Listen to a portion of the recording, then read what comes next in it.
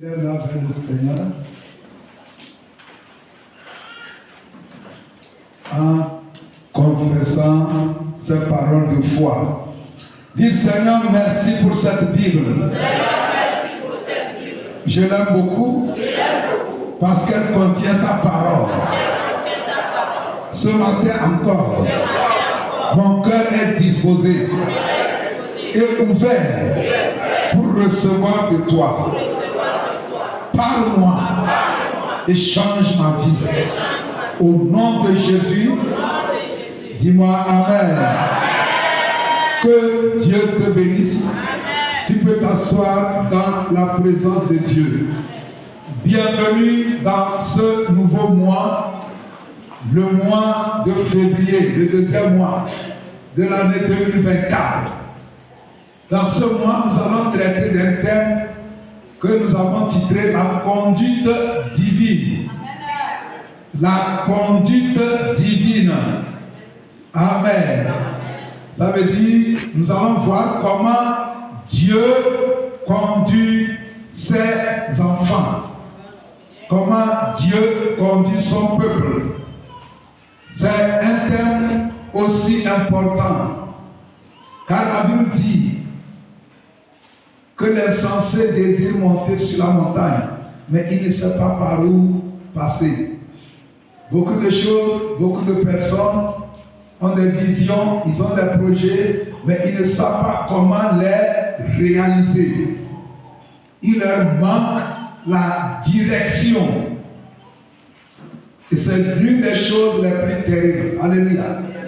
Avoir un projet et ne pas pouvoir le réaliser. Ça brise le cœur. Amen. Dans ce mois, Dieu va te faire grâce. Il va guider tes pas. Il va te conduire. Dis-moi un bon Amen. Mais ce matin spécialement, le thème est Dieu te conduit pour ton bien. Dieu te conduit pour ton bien. Nous allons lire deux passages. Dis Dieu me conduit pour mon bien. Dis-le encore. Alléluia. Praise the Lord. Ésaïe 48,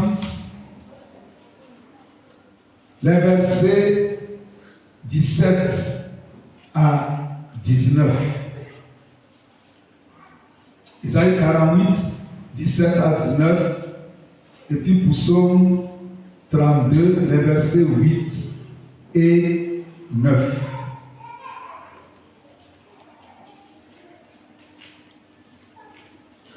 Ésaïe 48,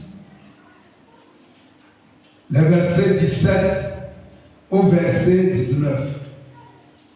Dieu te conduit pour ton bien. Mais je vous assure, souvent, on n'a pas envie que Dieu nous conduise. Nous voulons utiliser nos méthodes, nos manières, nos voies. Et c'est lorsque ça échoue qu'on accuse Dieu. Dieu, pourquoi? Pourquoi? J'ai lu l'histoire d'un pasteur. On lui a sollicité dans une église pour aller être pasteur. Il n'a pas voulu que Dieu lui dirige. Il n'a pas voulu prier pour dire Seigneur, est-ce que c'est ta volonté que j'aille conduire cette église? Comme il n'a pas voulu, il a dit qu'on n'a qu'à faire le vote, que l'église n'a qu'à voter. S'ils veulent. Et lorsqu'ils ont voté près de 90%, on dit qu'ils veulent que le pasteur les conduise. Il est allé faire 2 ans dans cette église. Il dit c'était un enfer pour lui. Toutes ces 2 années. Tout simplement, ce n'était pas la voix de Dieu. Bien sûr que les hommes ont voté, mais ce n'était pas le plan de Dieu. Il y a un autre frère que je connais, c'est un enseignant. Il y avait un marché, parce qu'il est en même temps entrepreneur. Il y avait un marché. Il savait qu'il fallait prier pour demander à Dieu, Dieu, est-ce que je dois aller? Mais il ne voulait pas, il a forcé, il est allé, il s'est endetté des millions. Et il a compris que ce n'était pas le plan de Dieu. Mais au début, il n'a pas voulu que Dieu intervienne. Et ça nous arrive chaque fois que nous écartions Dieu pour utiliser nos sagesses, notre intelligence. Et lorsque ça tourne en rond, nous avons tendance à accuser Dieu. Je dis souvent aux gens, laissons Dieu en paix. Dieu n'est pas la source de nos malheurs.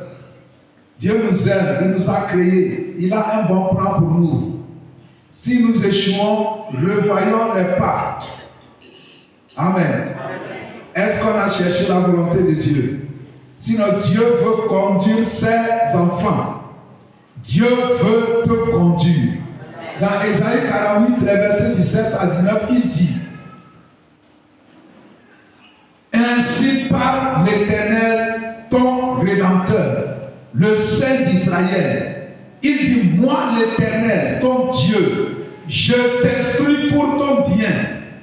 Je te conduis dans la voie que tu dois suivre. Oh, si tu étais attentif à mes commandements, ton bien-être serait comme un fleuve et ton bonheur comme les flots de la mer.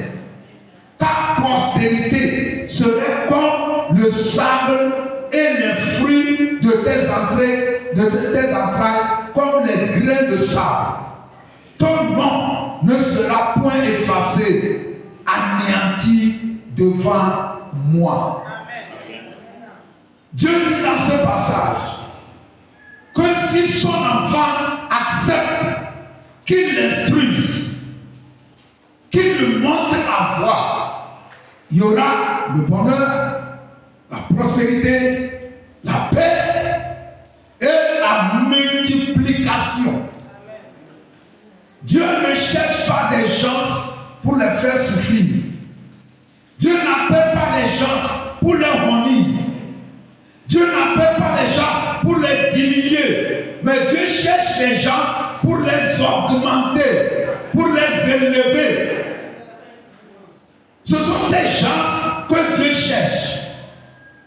Amen. Et Jésus a dit que le Fils de l'homme est venu chercher et sauver ceux qui étaient perdus. Praise the Lord. Alléluia. On va lire Psaume 32, les versets 8 et 9.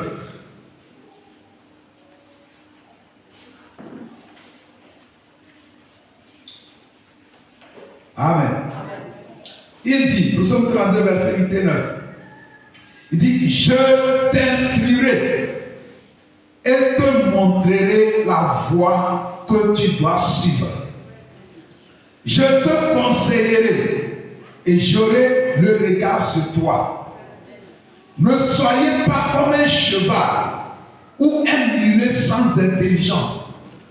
On les bride avec un frein et un mors dont on les parle, afin qu'ils ne s'approchent point de toi. Amen. Dieu dit dans ce passage qu'il s'engage. Il prend une décision de conduire son enfant, de l'instruire, de lui montrer la voie à suivre. Vous savez, on dit souvent tout chemin mène à Rome. Ça veut dire pour accomplir une équation, il y a beaucoup de formules qu'on peut utiliser. Mais tenez-vous bien, il y a la meilleure formule. Toutefois que Dieu enseigne à son enfant, il n'y a pas une autre foi qui est meilleure que cette foi. C'est pourquoi lorsque Joseph a interprété le rêve de Pharaon, il a dit à Pharaon: si j'étais à ta place, je vais nommer un homme intelligent comme ministre ou intendant, ministre de l'agriculture et de l'économie. pour que durant les 7 années d'abondance, qu'il puisse garder 1/5 des récoltes. Au début, Pharaon a douté, est-ce que c'est possible? Mais après, tu l'as compris que c'est le Saint-Esprit qui parle. C'est la voix de Dieu. Et si c'est la voix de Dieu, il n'y a pas une autre voix qui est meilleure que cette voix.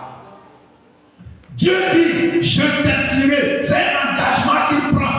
Qu'il va t'instruire, qu'il va te conduire, qu'il va te montrer la meilleure voie que tu dois suivre. Et je vous assure, si Dieu te montre une voie, il n'y a pas une voie qui est meilleure que cette voie. Mais au verset 9, il dit, ne sois pas comme un cheval ou un mulet. Le cheval, c'est un animal très rapide. Il y a des gens qui sont plus rapides que Dieu. Ils sont pressés d'être riches. Ils sont pressés de construire. De telle manière qu'ils veulent violer les principes que Dieu a établis. Et ça les coûte. C'est ça qui fait que les gens sont en prison. Ils vendent de la drogue parce qu'ils sont pressés d'être riches. Ils sont comparés aux chevaux, ça. Mais il y a aussi le mulet. Le mulet, lui, il est très lent. Très, très, très lent. Donc il y a d'autres. Praise the Lord. Ils sont trop lents. Il faut que Dieu te conduise. Il faut que Dieu te dirige. Chaque fois que tu veux poser un pas, cherche la voix de Dieu. Cherche la volonté de Dieu. J'ai fait mon campus à Lomé. J'ai étudié à Lomé. J'ai fait l'institut biblique à Lomé. Praise the Lord. Mais pourquoi je suis venu à Kara? Ce n'est pas parce que je suis du Nord, non. Je n'ai jamais grandi au Nord. Toute ma vie, c'était au Sud. Mais je suis venu à Kara parce que j'ai entendu la voix claire de Dieu. Viens à Kara. C'est parce que je veux obéir à sa voix que je suis venu à Kara. Dieu dit, il va te conduire, il va te diriger. Dans quel domaine? Dans tous les domaines. Tu veux te marier, il y a une meilleure voie. Tu veux faire des affaires, créer une entreprise, il y a une meilleure voie. Et Dieu est prêt. Il dit, je vais t'instruire, je vais te conduire, mais ne sois pas comme un cheval ou comme un mulet qu'il faut forcer, non. Praise the Lord. Alléluia. Dieu veut te conduire dans n'importe quel domaine, mais il faut que tu acceptes qu'il te conduise. Et tout au long de ce mois, nous allons voir les voies par lesquelles Dieu conduit. Il conduit par son esprit, il conduit par sa parole, il conduit par les hommes expérimentés dans sa voie. Il y a quelqu'un qui va te voir et qui va te donner un conseil. Praise the Lord. Alléluia. J'ai écouté le témoignage d'un milliardaire au Togo ici. Il était un lieutenant dans l'armée togolaise. Et avec ses chefs, il ne s'entendait pas. Ça n'allait pas. On le traitait de rebelle, tout ça. Praise the Lord. Parce que ce n'était pas sa place. Un jour, il a rencontré une blanche. Et la blanche l'a dit, la manière dont je vous vois, vous pouvez faire le droit. Praise the Lord. Il a quitté l'armée. Il a encore étudié. Praise the Lord. Aujourd'hui, il est milliardaire. Et beaucoup le connaissent au Togo ici. Je me réserve d'appeler le nom. Acclame Jésus.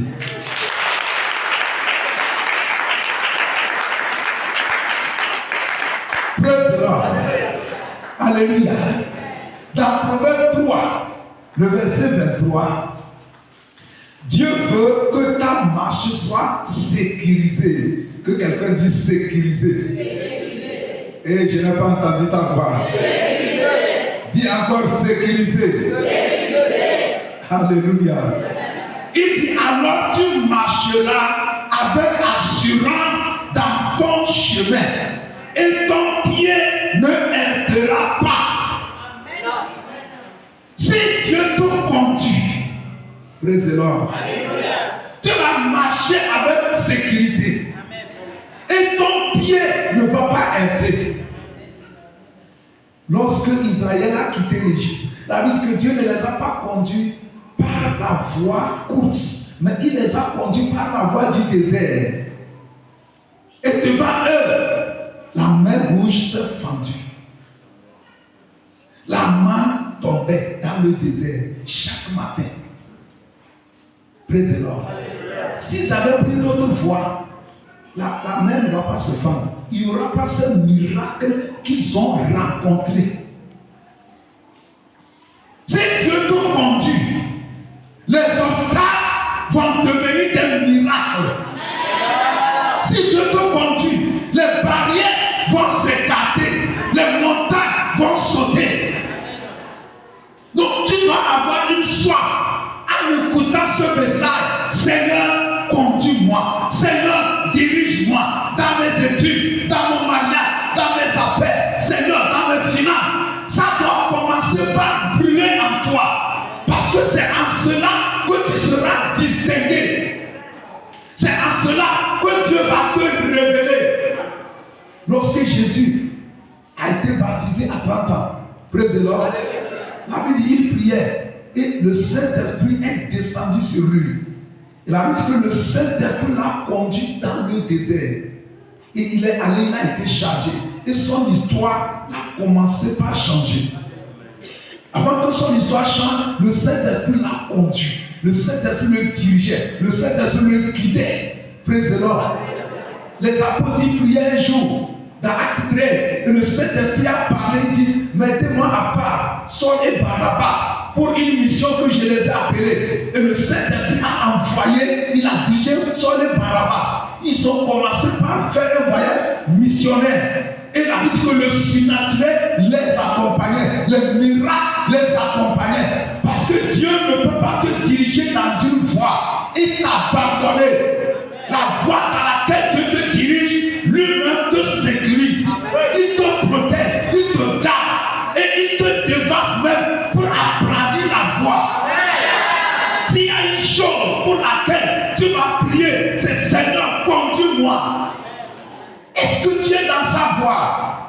Est-ce que tu es dans sa volonté? Est-ce que tu es en train de poser les pas que Dieu attend de toi? Ça veut dire qu'il y a beaucoup de choses. On peut tomber dans beaucoup de pièges. On peut faire des choses pour plaire aux gens. Praise the Lord. On peut faire des choses pour plaire à nos amis, nos collègues, ainsi de suite. Mais la sagesse demande de faire ça pour plaire à Dieu. Dis-moi Amen. Amen. Tu ne peux pas être révélé si Dieu ne te conduit pas. Dis-moi Amen. Amen. Dieu ne va pas te conduire dans la voie que toi tu aimes. Je le répète. Amen. Amen. Dieu ne va pas te conduire dans la voie que toi tu aimes. Ça va commencer par blesser certains. Mais c'est la vérité. Il a sa voix. Il a ses méthodes. Il ne va pas. Vous comprenez? Si c'est à ça que tu t'attends, tu seras déçu. Mais Dieu conduit. Praise the Lord. Praise the Lord. Il ne va pas te conduire dans la voie qui te plaît. Il va te conduire dans la voie que lui, il veut pour toi. Il va te conduire dans la voie que lui trouve que c'est la meilleure voie pour toi. Mais ne vous y trompez pas, Dieu ne se trompe pas. Si tu peux l'écouter, praise the Lord. Alléluia. La première chose qu'il te faut noter, Dieu veut conduire ceux qui acceptent d'être conduits. Qui Dieu veut conduire? Celui qui veut qu'on le conduise. Dieu conduit ceux qui veulent être conduits. Dieu ne va pas conduire toute personne qui n'a pas envie que Dieu lui conduise. Moi-même, il y a certaines personnes, je ne leur donne pas des conseils. Parce que je sais que c'est inutile. Il ne va pas respecter. Je ne vais pas perdre mon temps. Si Dieu sait que ton cœur est dur, tu n'es pas prêt à changer tes décisions, tes pas, tes pensées, il va trouver inutile de te conduire. c'est là où tu deviens comme un cheval ou un mulet têtu. Têtu, il va t'abandonner. Parce que tu n'es pas prêt. Pour que Dieu conduise quelqu'un, il faut que la personne soit flexible. Qu'elle soit prête à dire, ah, Dieu, tu m'excuses, je me suis trompé. J'ai fait une erreur. Si tu n'es pas prêt à changer ta vie, à changer de position, à t'excuser devant Dieu pour dire, Dieu, je me suis trompé, il ne va pas te conduire. Et si Dieu ne conduit pas quelqu'un, je vous assure, c'est comme tu es en train d'aller en toute allure, sans frein, dans un virage. Dieu conduit ceux qui veulent qu'on les conduise. Praise the Lord. Il dit, je t'instruirai, je te montrerai la voie sûre, mais ne sois pas comme un cheval, comme un mulet, qui est dur, qui est têtu, sans intelligence, qui n'est pas prêt pour qu'on le dise, non, change, change. Ça veut beaucoup, Dieu n'est pas, mais il ne met jamais ça en pratique. Dieu n'est pas, il ne se répand jamais. Dieu n'est pas, mais ils sont durs, ils sont têtus, ils continuent dans sa voie. À un moment, Dieu va se taire, il va te laisser. Parce que tu n'es pas prêt pour qu'il te conduise. Sinon, il a juré. Il dit, je t'instruirai, je te montrerai la voie sûre, je te conseillerai. Dieu a choisi. Si nous étions prêts quand Dieu nous conduit, nous serons comme des Daniel, des premiers, comme des David. Nous serons les meilleurs, les excellents. Parce que Dieu connaît tout. Alléluia. Si tu es prêt que Dieu te conduise, il va te conduire. Je me rappelle quand j'étais étudiant, j'ai prié, j'ai dit Seigneur, il se peut que je me trompe, que je prenne une voie qui n'est pas ta voie. Seigneur, chaque fois que je prends une mauvaise voie, même si je ne le veux pas, force-moi, ramène-moi dans la bonne voie. Je crois que ces prières m'ont sauvé. J'ai fait cette prière. Je peux me tromper parce qu'on est des hommes. La Bible dit que telle voie paraît droite, mais son issue c'est la voie de la mort. Praise the Lord. Tu peux voir quelqu'un très élégant, très joli, beau, belle, tout ça. Tu dis, ah, cette personne, je dois lui marier, je dois lui marier. Peut-être qu'il te fallait seulement dire, Seigneur, je l'aime. Mais est-ce que c'est ta volonté? Dieu peut te dire non. Si Dieu te dit non, peut-être la personne a le sida, tu ne sais pas. Peut-être la personne a une maladie incurable. Dieu connaît tout. Mais parce que toi, tu as décidé, tu ne veux pas le plan de Dieu, tu vas aller. Mais c'est après tout, tu vas regretter. Ainsi de suite, ainsi de suite. Dieu doit nous conduire. Parce que nos yeux, là, ils ne voient pas tout. Mais les yeux de Dieu voient tout. Que quelqu'un dit, Dieu doit me conduire. Je ne t'entends pas. Praise the Lord. Qui Dieu conduit? Celui qui accepte, celui qui veut. Vous comprenez? Dieu ne va pas forcer quelqu'un pour le conduire. À moins que toi-même tu as fait cette prière qu'il a faite. Que si je prends une mauvaise voie, par force, il n'a qu'à me ramener. Alléluia. Je suis sûr que sans cette prière, je ne serai pas ici. Amen. Amen. Amen. Amen. Deuxième chose, accepter la conduite de Dieu débouche tôt ou tard au bonheur, au bien-être, à la prospérité, à la multiplication. Deuxième point qu'il te faut noter, chaque fois que quelqu'un accepte que Dieu le conduise, le dirige dans un domaine, tôt ou tard, ça va conduire au bonheur, au bien-être, à la prospérité et à la multiplication.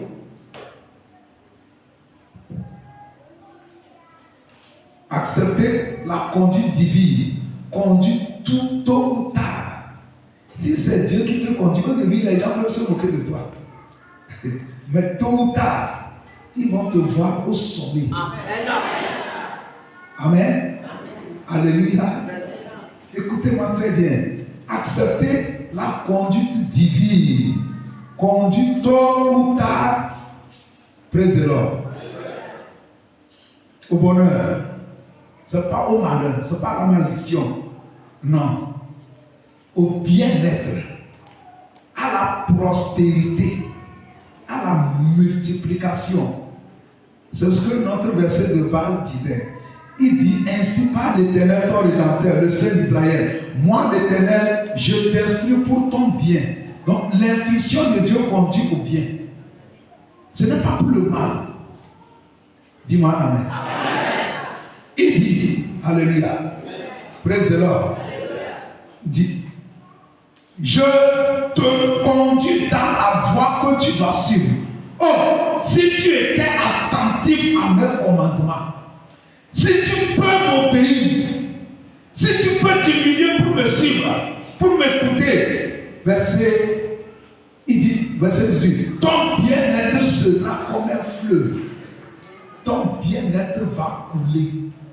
Ton bien-être, le bien-être, ça va te suivre comme un fleuve, ça va couler. Mais au début, quand Dieu te conduit, regarde Jésus, praise the Lord. Quand il a reçu le Saint-Esprit, et le Saint-Esprit est descendu, la Bible dit que le Saint-Esprit l'a conduit où? Dans le désert. Vous connaissez le désert? Il y avait les grandes villes, Jérusalem, praise the Lord, Samarie. Il y avait ces grandes villes, Jopé et autres. Mais le Saint-Esprit ne l'a pas conduit Jésus à Jérusalem. Il ne l'a pas conduit dans la Samarie. Mais le Saint-Esprit le conduit dans le désert. Là où il fait froid la nuit et il fait chaud le jour. Là où il y a les serpents, il n'y a rien. C'est là où le Saint-Esprit l'a conduit.